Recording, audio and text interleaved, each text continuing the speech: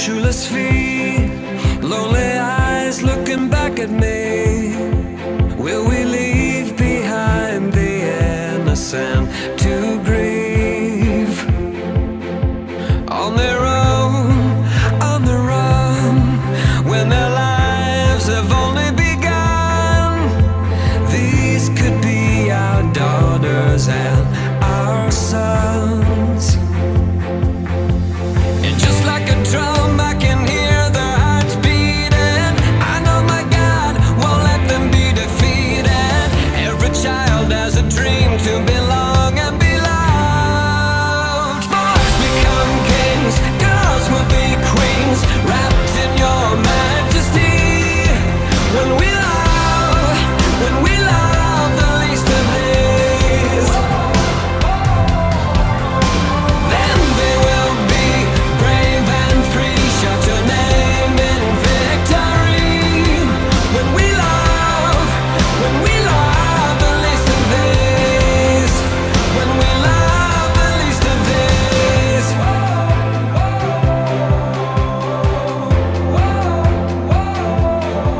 Break our hearts once again. Help us to remember when we were only children hoping for a friend. Won't you look around? These are the lives that the world has forgotten, waiting for doors of our hearts and our homes to open. Boys become kings, girls will be queens, wrapped in your majesty. When we love the least of these, then they will be brave and free. Shout your name in victory. When we love the least of these, when we love the least of these. If not us, who will be like Jesus to the least of these? If not us, tell me who will be like Jesus to the least of these. Boys become kings, girls will be queens, wrapped in your majesty. When we love the least of these, then they will be brave and free. Shout your name in victory.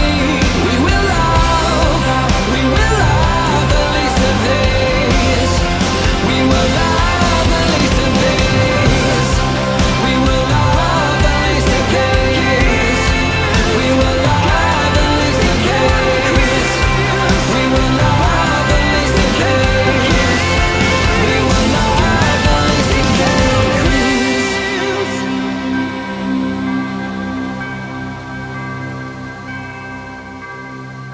Hi, good morning everybody. My name is Nicole. Sorry I couldn't be with you this morning. I was blessed to have the opportunity to go on the mission trip and help serve down there with an amazing group of people. It was really eye-opening to get a different perspective. I felt like I was able to obtain a bunch of knowledge and wisdom to take home with me and apply to my life. You know, I didn't know what I was expecting going down there, but I got way more than what I could have ever asked for.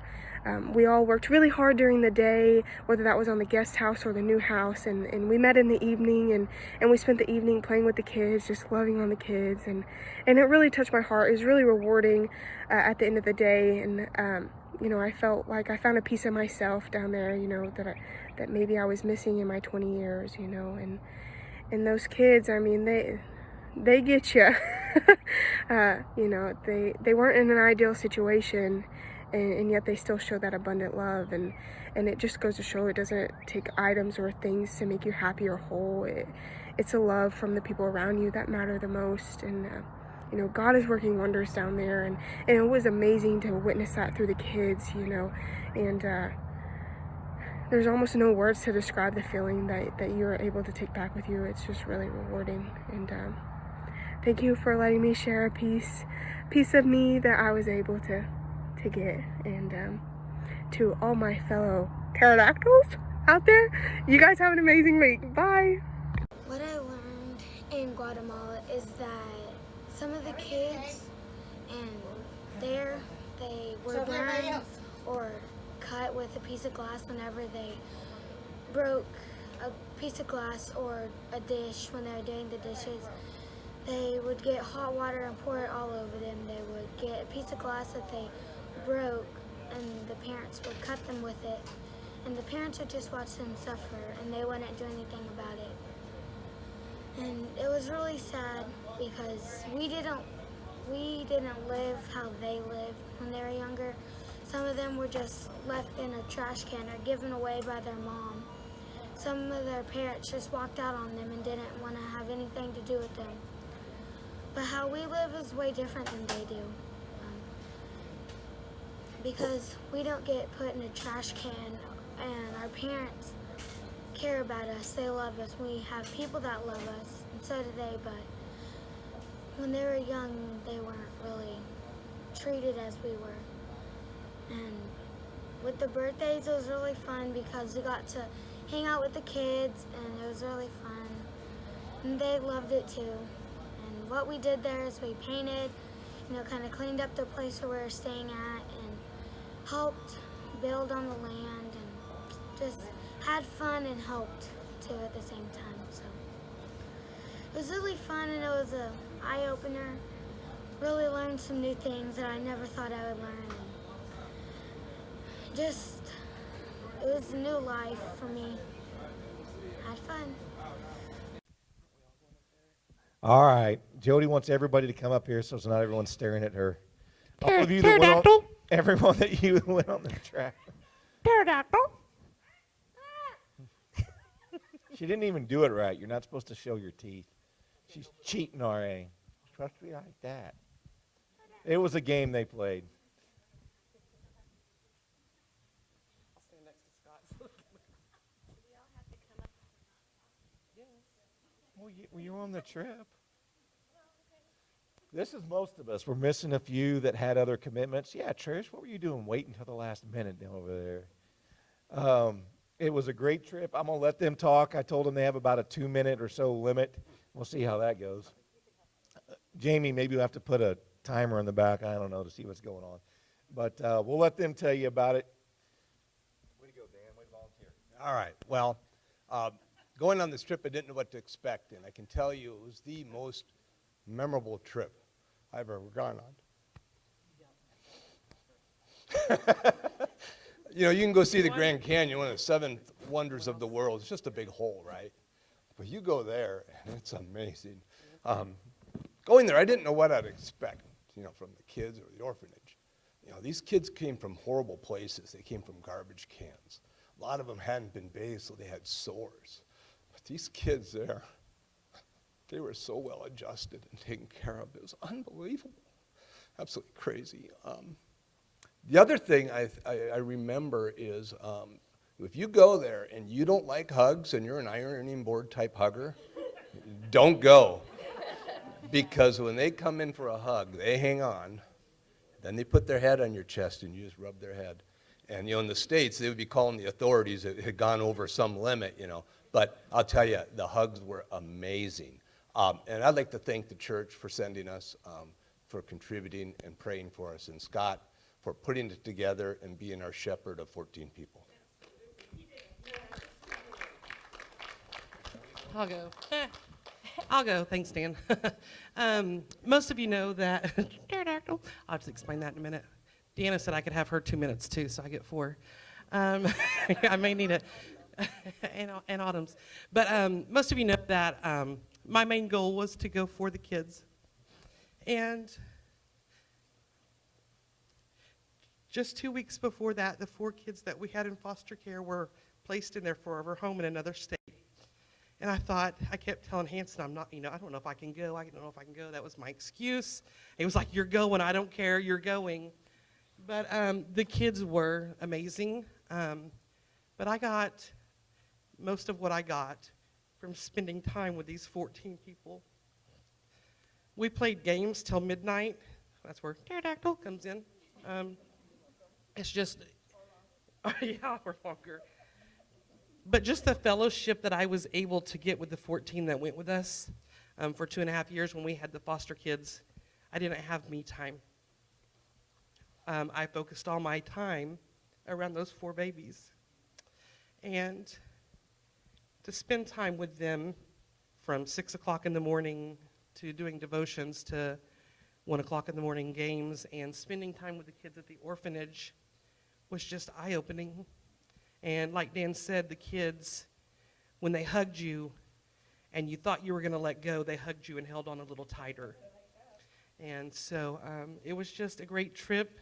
I'm glad I got to go. I don't think I can go back soon enough. I'm ready to go. So whenever Dan is ready to go, just let me know. I'm going. So my family got to go with us, which was really exciting. So Dan was talking about the iron board not hugging. That's my husband. He's just like this big, huge guy, and he just stands there, and all these kids ran to him. And probably by the second day, he was the big teddy bear, and they all liked his belly and his beard. And he may not admit it, but it definitely impacted his life. He even said to us the other night that he'd probably consider going back. So that was a big thing. And then Chloe also got to share that experience with us and to see how other kids live on the other side of the country. She was truly felt blessed, and she was already planning the second trip before we ever left with them. So the one thing I took away from this was language barriers are important. I got the privilege of digging water lines and ditches, hand dug, by the way, with 4 amazing girls. They can be on my team anytime. So at the end of the day, we dug these ditches, we put the water pipes in and everything, and I kept going, bien, because bien means good, right? And he would go, bien, good. And I was like, I moved my hands a lot. I was like, cover it up. And he's like, yeah, bien. So we covered it up. Only to learn later that we had more line to put there. So the next day we spent digging it back up, which was a lot easier, but the guys had their holes dug for them, so that was not fair. But even though a lot of the kids didn't speak English and stuff, we were able to communicate with them. These kids have no reason to be happy, no reason to feel loved or anything, because they were literally treated like a piece of trash. But what is going on down there with God's love and everything? These guys loved us more than we loved them. And so it definitely opens our eyes to, what are we going to do in our own town? There's kids like that are abused by their families and abandoned and stuff. And so I looked it up. There's not an orphanage close to here. Actually, Oklahoma only has one, and it's half ran down. So there's no reason why we can't make that same difference here. So that's what I took away from it. Well, I went as a pilgrimage, and I've got to say, these kids are my heroes forever. As you've heard, there's so much abuse. It's just mind-boggling. Physical, verbal, neglect, with whoever they were living with. And I mean, it wasn't necessarily parents, and they could have been sold and being abused by whoever was owning them at the time. However, they had a glow in their hearts. It just emanated. It was like they were neon almost. And most of us saw that. It was just amazing. They had a hope of the Lord in them. And we had the great opportunity to go to the marketplace, and you could really see the difference between these children and other random children at the marketplace. I mean, these kids didn't have power on. They were grayish, and the other kids, the color was on. They shared so boldly. And you're talking about mostly 9 and 10-year-olds that were out there, and they would cycle through like 5 or 7 people, and sometimes even a crowd would come. And they told people why Jesus came, that he came to die for our sins, to break our sins, our chains of sin. And they also planted many seeds that they told how if we accepted Jesus' plan of salvation, that we would live with him in eternity.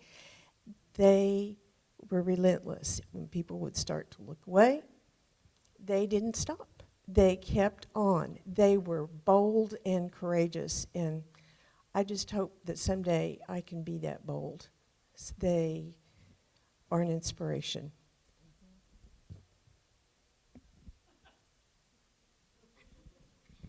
The end. No, I'm just kidding. Is that it? You didn't want to give your testimony in Spanish? Or? I was not going to do this, and she won't do it. But first of all, Isabel was our translator. That's not the reason why she came, but she happens to have that ability, having grown up in Honduras for the first 12 years of her life. She was able to give her testimony to the kids. We didn't understand what she said, and it didn't matter, but it was beautiful. You could see them just riveted. One thing that was really cool at the house is that they would ring a bell, and like the kids would know what that particular bell meant. And the one that I thought was cool was they would run Biblica, Biblica, Biblica, Biblica. They were running to go get their Bibles, and they would all come back to the living room. And every night they had like a devotion. And of course, while we were there, their devotions would be a little different than probably what they were used to doing, but they all had their Bibles, and it was like their pride and joy to have this. And I feel the other thing that I learned, and Deanna really helped me understand this too, is, and Shane, who's in charge of this, is that these kiddos, it's called an orphanage, but they're not meant to be adopted from Americans. We had mentioned, oh, you guys need to come and, let's bring them all here and, we can do these things. No. Shane actually said, we don't want them to see the United States because they are growing, independent, functioning, amazing, strong members of the Guatemala country in Guatemala City. And that's exactly what they're doing. What Trish was saying, when you saw kiddos in the market, they were gray. These kiddos, their skin was just glowing. It was brown, and they were healthy. So I just think that's kind of a cool thing, that it's not, oh, let's get them to the United States. No, let's build up our country. All right. That's all? All right. You guys can be seated. You sure? Autumn, Deanna? Apparently they already left. Just making sure you didn't want to talk. You done? I'm giving you your chance.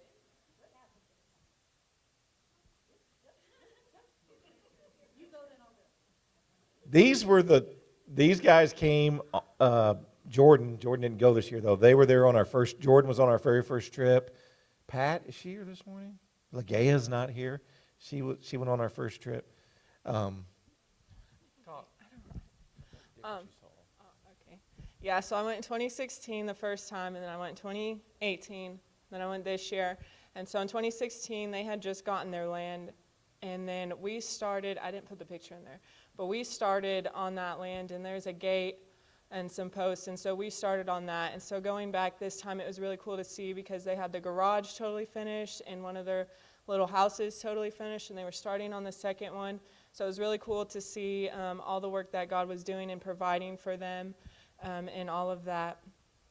And then, everybody talks about the kids, and they are just amazing. And then there was a couple pictures in there of me and my dad, and those were from previous years, and just to see how much they've grown in the kids. And then, they still remember you because I go back, and I'm like, do you remember me? And they're like, yeah, I remember you.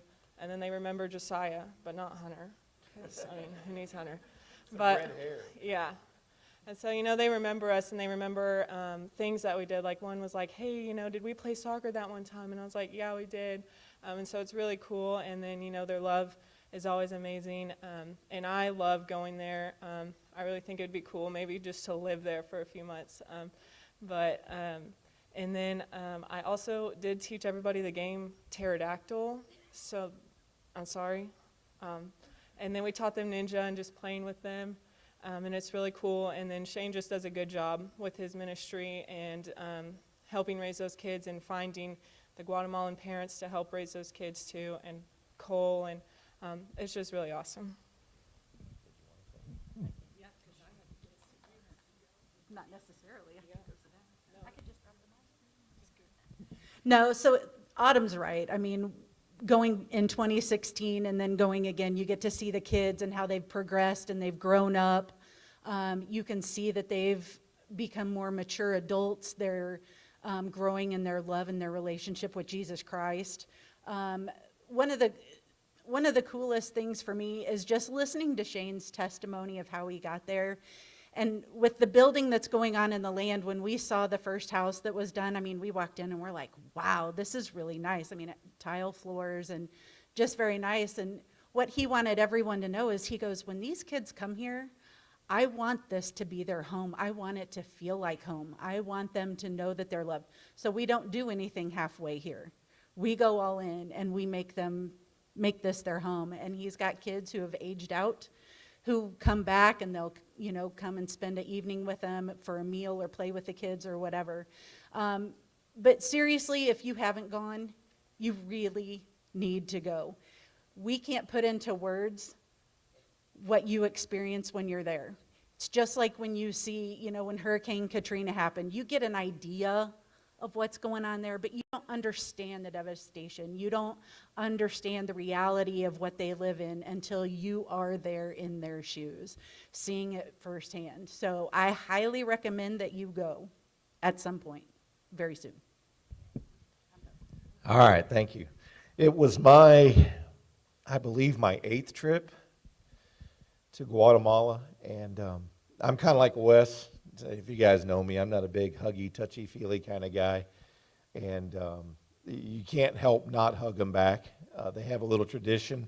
We eat supper with them, usually in the evenings. The only time we don't is when we take a work crew, and our job is to work, and we usually work long hours and then eat on our own, and we only go one night over to the orphanage, but it's hard not to hug them back when they're coming to say thank you or gracias, and it's just a great thing. My biggest blessing, kind of like Autumn said, and Autumn had the pictures on her phone, so I was able to recreate some of the pictures with the kids. But I like, just me, when I go back, I like to see the kids that have graduated through the orphanage. He has several kids that have left and are doing great things in their communities, that have jobs, that have their own places now. If you don't know, they age out of the home. Unlike here, it's not like they just go out on their own. There, they usually stay with their parents until they're able to afford a place. Well, these orphans have nowhere to go. So one of Shane's responsibility is to try and find families to take on the kids that age out, because even though they're 18, we think, well, they're ready to be on their own. They're not. Again, these kids have been abused. They're way behind in their education. So a lot of them are still working on high school by the time they're 18. Once they get their diploma in Guatemala, they're guaranteed to make a certain wage, which is a big thing for them to get their high school diploma. But seeing the kids that I've seen over the past 8 or 9 years, now on their own, coming back to help us with the land. Juanito helped us on the land. I'd been with him since he was a little one. Man, it's just how they grow up, just like your own kids, right? But one thing I want to talk about is us, the church, the group we took down. As much as we go to work with the kids, what happens inside of the group that we go with is always amazing. There's always a camaraderie. There's always growing. We get on each other's nerves a little bit. By day 6 or 7, it's a lot, okay? You just got to go with that. That's going to happen. But it's all about how God grows us. You know, if Jesus died on the cross so that we wouldn't go to hell, as soon as we accepted him as Savior, he should take us to heaven. And there's days I wish he would have. Lord, why am I still here? Why are we still going through this? But the reason is God gave us the mission that he gave Jesus, which is to go and make disciples. The reason I like taking people on these trips is I want the next step in your spiritual growth to happen, that you then become an ambassador for God here in America, for the orphanages in Guatemala or the orphanages wherever, and whatever step he wants to do in your life. I am so thankful for a church that invested in these 14 people. If you don't know, the church spent $13,000 that we had raised through the year, which again is an amazing thing. We didn't have to have fundraisers and barbecues and stuff to raise the money. You guys have been giving throughout the year in our We Serve program, and we were able just to send the check to support our team. All they had to raise was the money for their airline tickets. You guys did that. You invested in them and invested in that ministry. And if you didn't notice in the pictures, there are amazing things happen. Hey, I want to share a verse with you, a few verses real quick in closing, all right? In Philippians chapter 2, I'm going to start in verse 12. It says, "Therefore, my beloved, as you have always obeyed, so now, not only in my presence, but much more in my absence, work out your own salvation with fear and trembling. For it is God who works in you both to will and to work of his good pleasure." Verse 14, "Do all things without grumbling or disputing, that you may be blameless and innocent, children of God, without blemish, in the midst of a crooked and twisted generation, among whom you shine as lights in the world, holding fast to the word of life, so that in the day of Christ I may be proud that I did not run in vain or labor in vain." As your pastor, as the one who gets to help lead this church with our other elders and our deacons, I can honestly say I am proud that God brought me to this church and the way that all of you are responding to God's work in your lives. I was talking at a pastor's meeting with someone, and they were talking about some of the struggles, and they were trying to get some missions, just to go to another state and work. And the struggle it was to get his church to get behind that and to support it. And all I could say was, thank God at Keys we don't have that problem. Whether it's doing something for the elementary or doing something for the football teams, whatever it is that God brings our way, you guys have already followed God and responded. So we don't have to say, you know what, we need to pray about it, we need to raise funds. We already know that God has brought a group of people together that we can respond when he brings the need our way. Guys, that doesn't happen in every church.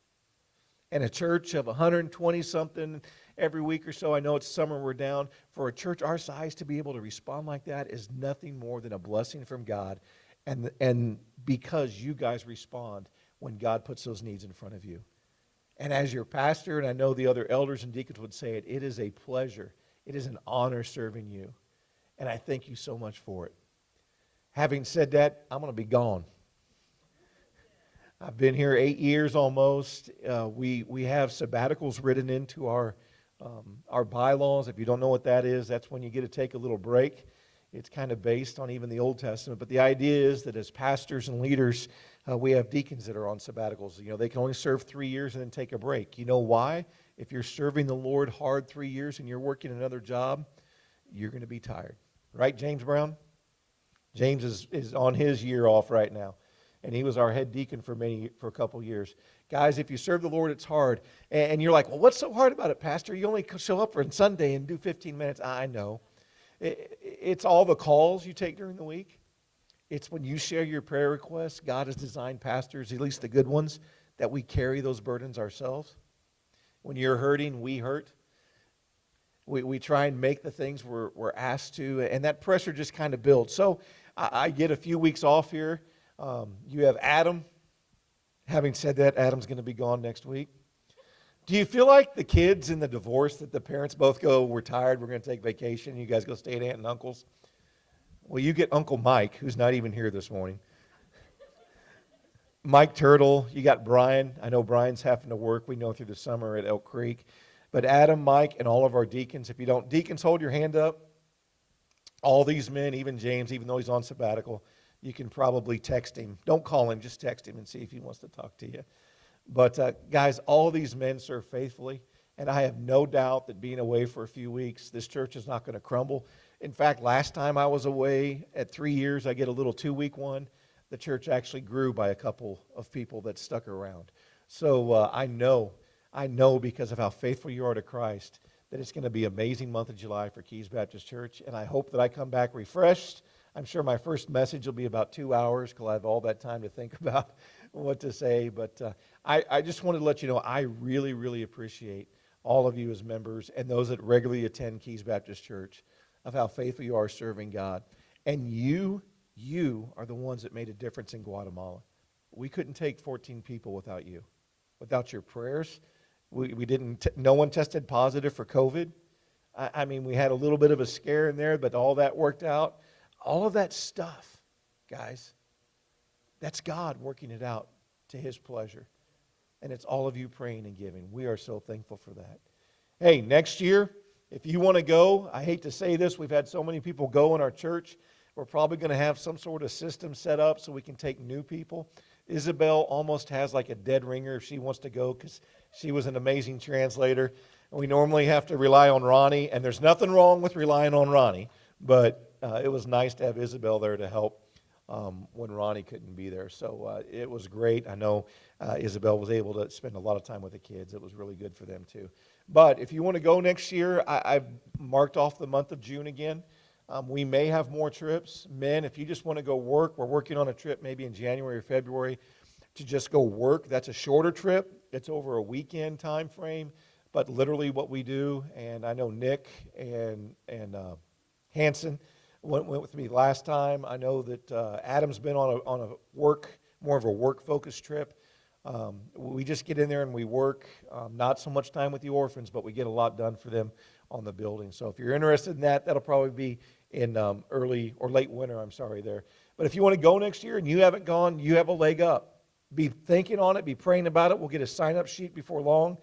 You will be responsible at least for your airline ticket. If the church so moves to cover the other side of that, the church will do it, and I have no doubt that God will provide, to be honest with you. So I think that will happen, but we'll be going in June again, so if you want to think about it, we'll probably hopefully go in about the same time frame, early June, but be praying about it. I know everyone that went, they already want to go again, so you better be thinking about it and praying about it, and we'd love to have you go. There will be a max, by the way. I'm not going to take more than 15, simply because of transportation. It's just hard. So keep that in mind. We'll have but besides me going, so that'll be 14 spots to think about next year, unless Adam decides to lead it, but even then there'll be 14 spots. But just be thinking about that. Let's close in a word of prayer, and we'll get on about our Father's Day. Speaking of Father's Day, where's the goodies?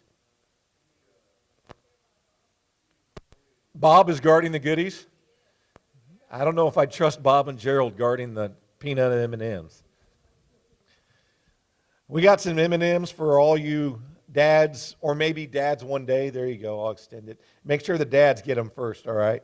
Hey, let's close in a word of prayer. Father, I want to thank you so much for the day you've given us. There is so much more I know that people want to say about the trip, so much more that happened at VBS than what we talked about. And Father, it's just a testimony to how amazing you are. May we never lose that attitude of gratitude, because your word tells us that when we're praising you, that bitterness and that complaining goes away. And if there's anyone else that needs to be praised, it's you, God. Every good and perfect gift comes from you. Forgive us when we take the good and perfect gifts and we twist them for our own desires. But Father, thank you for loving us. Thank you for giving us your Son. Thank you for enabling us to give back to you a small part of the blessings you've given us. Thank you that you take what we do give and you multiply its effect tremendously. Father, there are times I'm afraid for when you call us home, whether it's through the rapture or whether we die, because I know all the things that we've messed up. We'll be afraid to stand before you. But I'm also excited to see how and what you do with the little things, the talents and gifts that we've given to you, how you've taken that and multiplied it. You truly are an amazing God. Thank you for the gift of fathers.